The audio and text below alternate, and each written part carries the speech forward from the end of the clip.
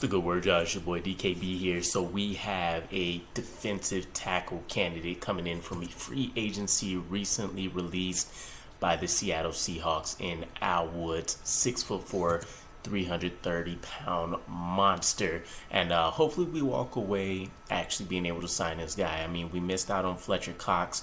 Seems like just narrowly based on some stuff that I recently checked out. And then, of course, Calais Campbell ended up choosing the Atlanta Falcons before we can even get him in the building.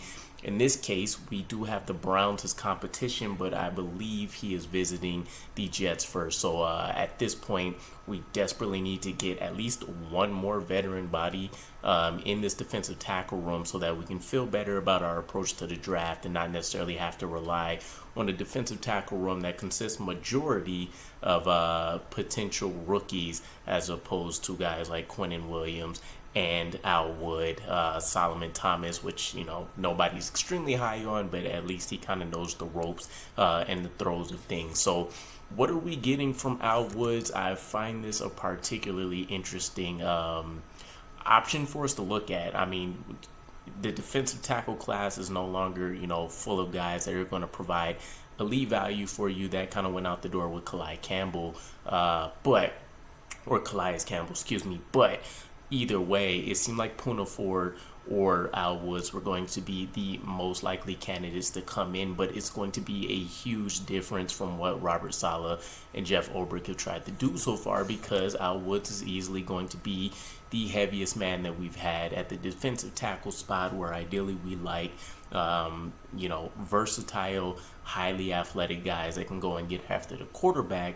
That's not Al Woods' game. He's no slouch in that area whatsoever, but the veteran is much more of a run-stopping presence than anything else. Your classic, your classic big body that's going to force the offense to have to double team him just to keep him from penetrating by virtue of being a big man. But in and of itself, is not something the New York Jets scheme really does whatsoever. As mentioned, it's really a one-gap, attack the quarterbacks type situation.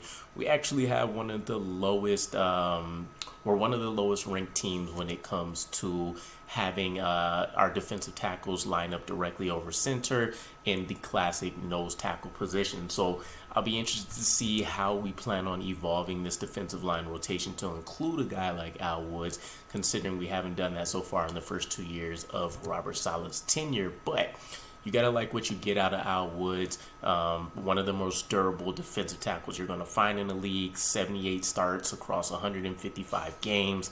We're talking, again, the strong run-stopping ability. He actually ranks in the upper third of the NFL with an 8.5% stop rate, at least as recently as the 2022 season, so that's great. He's also played about 39% of the snaps with the Seahawks, so that should be right around what I would expect him to eat up snap-wise in terms of our defensive line rotation. I mean, you take a look at the guys like Nathan Shepard, Solomon Thomas on the back end. They were around the